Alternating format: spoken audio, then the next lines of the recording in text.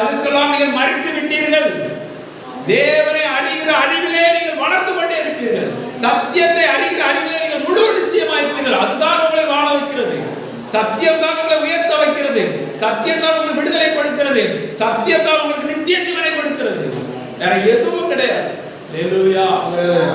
நீங்கள் சத்தியத்தை சரியா அறிய ஆரம்பித்தீங்கன்னா எந்த அடிமைத்தனமும் உங்களை ஒன்றும் செய்ய முடியாது.